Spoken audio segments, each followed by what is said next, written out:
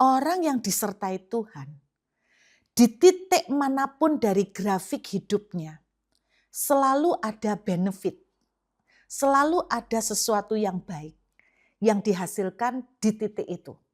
Intinya, di setiap fase dalam kehidupan orang yang disertai Tuhan, Tuhan mengimpartasikan, Tuhan melaksanakan, Tuhan mengeksekusi, melakukan segala planning, strategi, rencananya dalam hidup orang itu. Penjara di mana Yusuf dijebloskan bukan penjara umum untuk maling ayam, tapi ini penjara khusus untuk orang-orang kerajaan. Yang artinya secara manusia lebih ngeri, karena tidak tahu jelas vonisnya, mau sampai kapan. Jadi cuma ada dua alternatif, seumur hidup atau hukuman mati.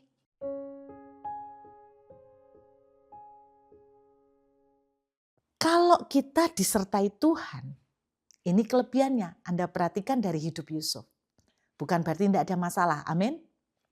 Tetapi orang yang disertai Tuhan, di titik manapun dari grafik hidupnya, selalu ada benefit, selalu ada sesuatu yang baik yang dihasilkan di titik itu.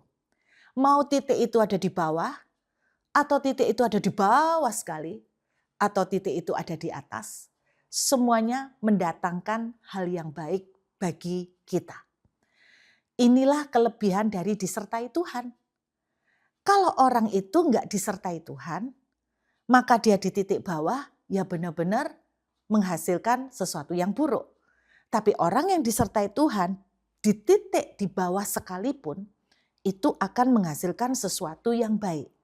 Intinya di setiap fase dalam kehidupan orang yang disertai Tuhan, Tuhan mengimpartasikan, Tuhan melaksanakan, Tuhan mengeksekusi, melakukan segala planning, strategi, rencananya dalam hidup orang itu. Saya kasih contoh, saudara. Pada waktu Yusuf ada di titik bawah sebagai budak, secara manusia kita melihat itu jelek. Tetapi kalau dia tidak pernah diizinkan untuk menjadi budak, dilelang, dia tidak akan ketemu Firaun. Dan pada waktu dia ketemu Firaun, itulah kesempatan di mana dia akan diangkat oleh Firaun. Lalu dia menanganin perusahaan-perusahaan Firaun, sehingga yang terjadi dia latihan. Latihan untuk apa? Dia latihan mengelola negara kecil, yaitu negaranya Firaun. Karena Firaun itu seorang taipan, saudara, orang yang sangat kaya. Dia termasuk orang penting bagi Firaun. Jadi Potifar, mohon maaf Potifar maksud saya, bahwa dia adalah orang penting bagi Firaun. Dengan kata lain, ketika dia menjadi budak dari Potifar, dia itu dilatih. Dia belajar bagaimana mengelola perusahaan-perusahaan Potifar ini, saudara.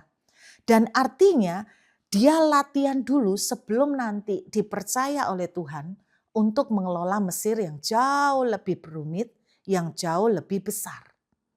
Dengan kata lain, ada bergunanya. Yusuf itu jadi budak. Ada bergunanya.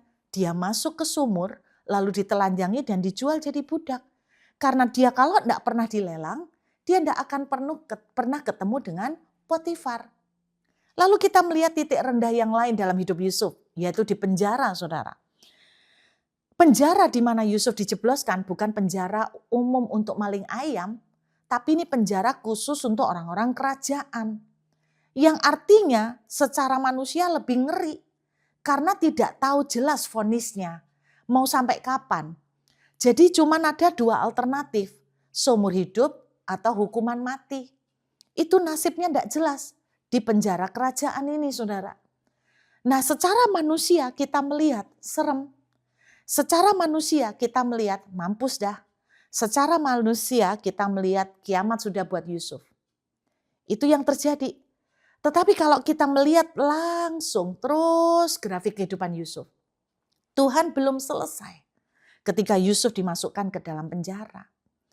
Ternyata penjara mempertemukan Yusuf dengan juru minuman yang kemudian melalui tangan juru minuman inilah sampailah dia kepada perjumpaan dengan Firaun.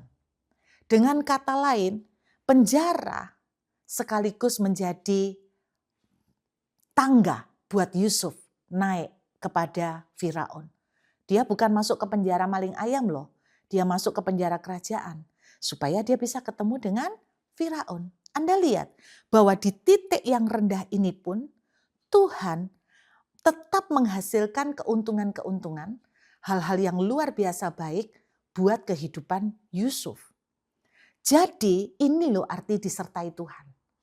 Orang yang disertai Tuhan tidak berarti tidak bisa mengalami masalah. Tapi kalau kita disertai Tuhan, di dalam masalah itu ada sesuatu yang bagus yang sedang dipersiapkan oleh Tuhan untuk membawa kita naik dan dipromosikan secara luar biasa. Karena itu ketika saudara dan saya ada di titik yang di bawah, di dalam penjara, di sumur, menjadi budak, di rumah Potifar, saya ingin menyemangati saudara supaya jangan putus asa. Jangan buru-buru langsung menanamkan mencap dengan harga mati. Bahwa sekali di penjara sudah selamanya di penjara. Bahwa sekali Anda sedang atau jatuh, Anda selamanya jatuh. Jangan pernah berpikir seperti itu. Karena apa? Orang yang disertai Tuhan itu artinya di dalam kondisi yang sulit sekalipun, dalam kondisi yang bawah, yang mustahil pun, Allah sedang mengimplementasikan, sedang menginvestasikan sesuatu yang luar biasa, yang bagusnya dahsyat, yang dipersiapkan untuk saudara dan saya. Amin. Jadi dimanapun sekarang Anda ada, kalau Anda ada di titik di bawah, jangan putus asa. Tuhan belum selesai. Jangan berkata bahwa Tuhan meninggalkan saudara. Tuhan tidak pernah meninggalkan kita. Tuhan selalu menyertai kita.